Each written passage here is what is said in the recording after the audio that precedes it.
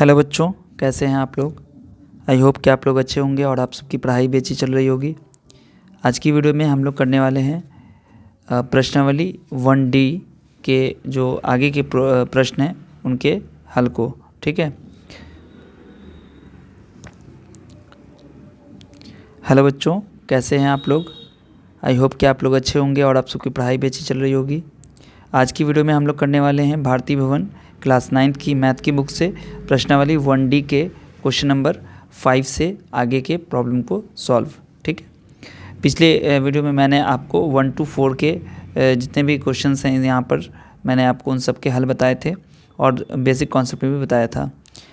आज की वीडियो में हम लोग करने वाले हैं क्वेश्चन नंबर 5 को। क्वेश्चन नंबर 5 में है जाँचें सरल करके बताएं, यानी कि जांचना है आपको, लेकिन इसको सरल करके आपको चेक करना है कि निम्नलिखित संख्याओं में कौन कौन परिमेय संख्या है और कौन कौन अपरिमेय, यानी कि परिमेय कौन है और अपरिमेय कौन है, रेशनल कौन है, इरेशनल कौन है, इसको आपको देख के बताना है। लेकिन उसके लिए आपको सरल करके बताना है, यानी कि जांचना है। तो जांचना कैसे है, इसको सिंप्लीफाई करना है, सरल करना है। तो जैसे कि पहला क्वेश्चन यहाँ पर दिया हुआ है √3 प्लस √7 का होल स्क्वायर। ठीक है, तो ये क्या है, इसको जांच के देखते हैं। तो देखो यहाँ पर जो क्वेश्चन है आपका उसमें पहला क्वेश्चन आपका है √3 प्लस √7 का होल स्क्वायर। तो यहाँ पर क्या करेंगे, हम इसको a प्लस बी के स्क्वायर के फॉर्म पे इसको चेंज करेंगे। तो मैं यहाँ पर लिख देता हूँ आपके लिए फार्मूला। बहुत सारे बच्चों को पता ही होगा कि a प्लस बी का होल स्क्वायर होता है a² plus 2ab plus b²।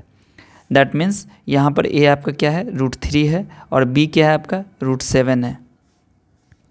तो यहाँ a का स्क्वायर पहले करना है, मतलब √3 का स्क्वायर। ठीक है, प्लस 2 इंटू a का मतलब √3 फिर से लिखना है आपको, और इंटू b यानी कि √7 आपको लिखना है। बच्चों यहाँ पर मैंने डॉट का इस्तेमाल किया है।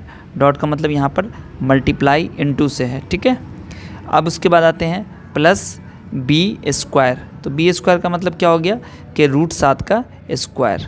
ठीक है, तो यहाँ पर जब हम इसको सिंप्लीफाई करते हैं तो √3 का स्क्वायर तो 3 हो जाएगा, प्लस 2 √3 और √7 को जब गुना करेंगे तो कितना हो जाएगा।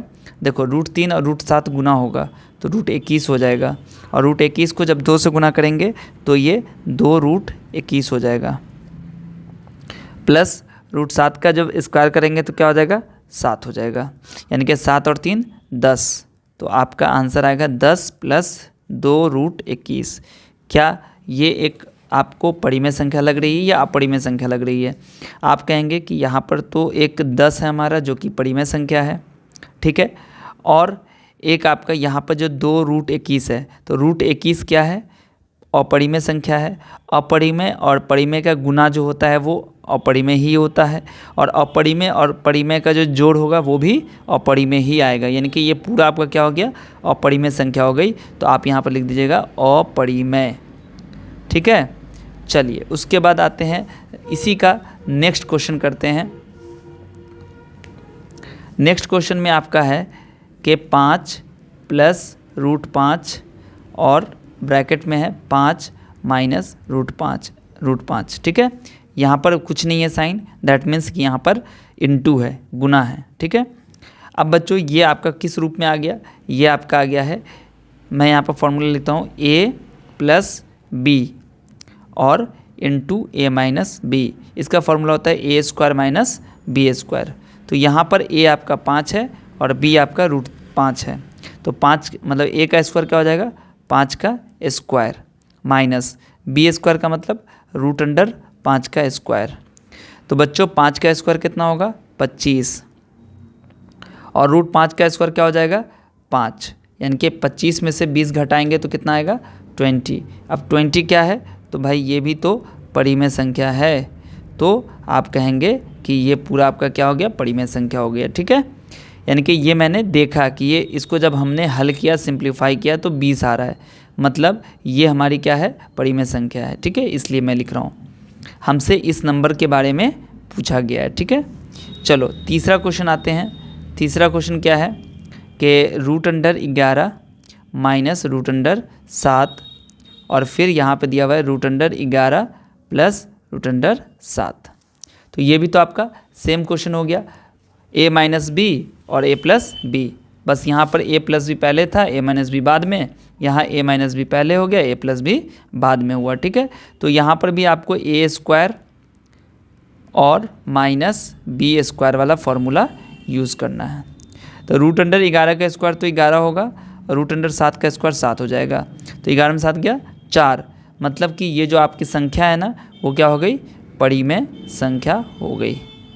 ठीक है, चलिए उसके बाद आते हैं चौथा क्वेश्चन। आपका क्या है, चौथा क्वेश्चन है आपका 5 प्लस √7 इंटू 2 प्लस √5।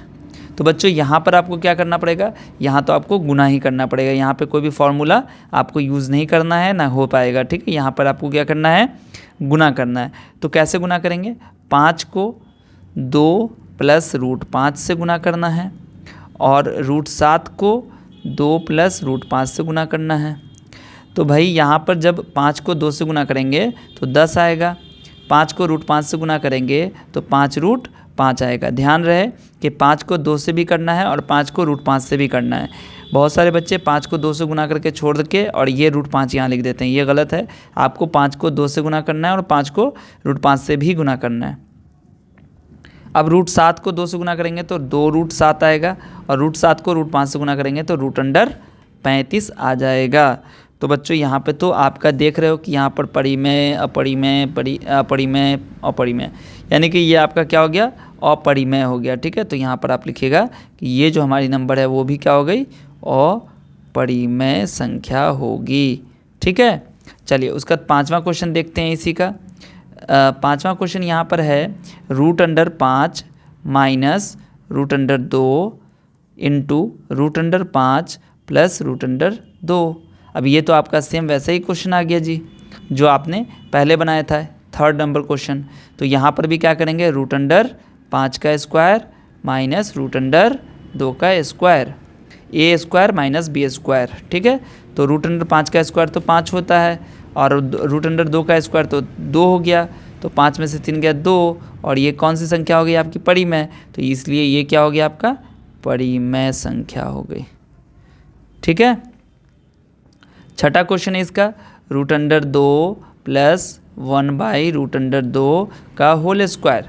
अब इसको क्या करेंगे, a प्लस बी के होल स्क्वायर पे इसको तोड़िए। देखो a² मतलब √2 का स्क्वायर, b² या पहले आप 2 इंटू ए बी लिख दीजिए, 2 इंटू ए इंटू बी हो गया प्लस b का स्क्वायर। तो क्या बन जाएगा, √2 का स्क्वायर 2 हो जाएगा, √2 कैंसिल होकर 2 इकाई 2 बचेगा और 1/√2 का स्क्वायर करेंगे तो 1/2 हो जाएगा। अब यहाँ पर क्या हो जाएगा, देखो ये आपका 2 2 4 हो गया, कितना हो गया 4 प्लस 1/2। तो आप इसको यहाँ पर बट्टे पर का जोड़ आपको आता है, 4 दूनी 8 प्लस 1/2 यानी कि 9/2। अब 9/2 तो परिमेय संख्या है, यानी कि ये जो नंबर है आपका वो भी क्या हो गया, परिमेय संख्या। ठीक है, आप यहाँ पे लिखो, नीचे लिखो, कहीं पर भी लिखो। ठीक है, ये इस नंबर की वजह से हम समझ रहे हैं कि ये हमारा परिमेय संख्या है, क्योंकि ये जो नंबर आया है ये इसी को सिंप्लीफिकेशन करने के बाद, सरलीकरण करने के बाद ये आया है 9/2। ठीक है, तो इस तरीके से जो हमारा क्वेश्चन नंबर 5 था बच्चों, ये हमारा सॉल्व हो चुका है। अब जो इसमें क्वेश्चन नंबर 7 है, क्वेश्चन नंबर 6 और 7 है, इसको हम करेंगे अगली वीडियो में। ठीक है, तो इस वीडियो में जो भी आपने सीखा, अगर आपको अच्छा लगा है तो आप कमेंट करके बताइए, अगर आपको कोई डाउट है तो आप वो भी कमेंट करके बताइए। मुझे इंस्टाग्राम पर फॉलो ज़रूर कर लीजिएगा। ठीक है, वहाँ पर मैं बहुत सारे फार्मूलाज या क्वेश्चन वगैरह मैं डालता रहता हूँ, तो इंस्टाग्राम पे अगर आप हैं तो वहाँ पे फॉलो कर लीजिएगा। अभी तक वीडियो को लाइक नहीं किया तो लाइक कर लीजिएगा और अपने सभी दोस्तों के साथ शेयर ज़रूर कर दीजिएगा। मिलता हूँ फिर आपसे अगली वीडियो में। आप सब अपना ढेर सारा ख्याल रखिए। वीडियो देखने के लिए आप सभी का बहुत बहुत शुक्रिया।